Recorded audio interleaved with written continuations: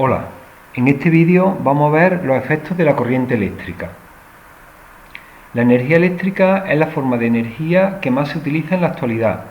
Esto se debe a tres motivos: porque es fácil de generar en las centrales eléctricas, que ya estudiaremos el año que viene; porque es fácil de transportar de un sitio a otro mediante cables; y porque es muy fácil de transformar en otros tipos de energía, como la luz, el calor, el movimiento, etc. Esto es lo que vamos a estudiar ahora, las transformaciones de la energía eléctrica. Vamos a ver 5 tipos de transformaciones.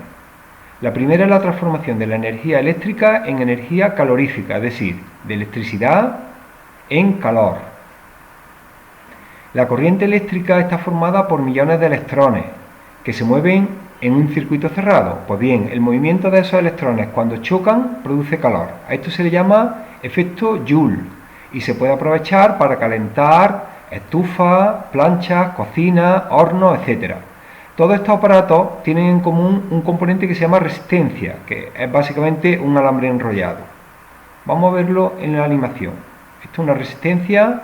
Si la colocamos en un circuito cerrado y cerramos el interruptor, lo que ocurre es que al pasar los electrones por el circuito chocan con los átomos de la resistencia, se pone el rojo vivo y desprende calor. Esto es, por ejemplo, lo que ocurre en una pistola de silicona termofusible. Lo que tiene en su interior es una resistencia. Cuando se enchufa, la resistencia se calienta a más de 100 grados y funde la silicona. La segunda transformación de energía es la transformación de energía eléctrica en energía luminosa, es decir, de electricidad en luz. Cuando la corriente eléctrica pasa por unos cables muy finos, que son los filamentos de la bombilla, se alcanzan temperaturas muy altas, hasta 2000 grados. Entonces, además de calor, también se produce luz y se puede aprovechar para iluminar.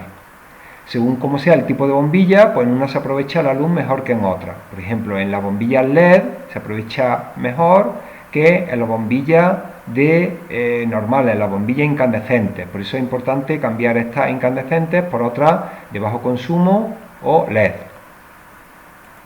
Los vemos aquí. Si ponemos una bombilla LED, se produce un efecto luminoso, es decir, casi toda la energía eléctrica se transforma en luz. Pero si ponemos una bombilla incandescente, una parte se transforma en efecto térmico, en calor, y otro en luz. Volvemos a las transformaciones y vamos a ver la tercera, que sería la transformación de energía eléctrica en energía mecánica, es decir, en movimiento. Esto es lo que ocurre en los motores eléctricos. Aunque no vamos a explicar detenidamente cómo funciona, solamente vamos a decir que tiene dos componentes principales: un imán y una bobina.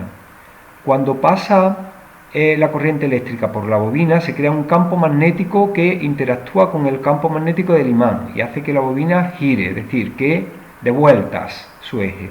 Este efecto se aprovecha en muchas máquinas que tienen motores eléctricos, como las aspiradoras, batidoras, lavadoras, etc.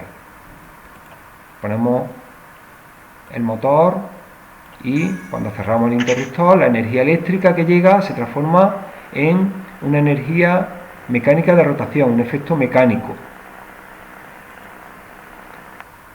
La siguiente transformación sería la transformación de energía eléctrica en energía magnética, es decir, en magnetismo. Ya hemos dicho que cuando una corriente eléctrica pasa por un cable conductor se crea un campo magnético, es decir, el cable se comporta como si fuera un imán. Esto se le llama un electroimán, que básicamente es como un cable de cobre enrollado sobre un núcleo de hierro.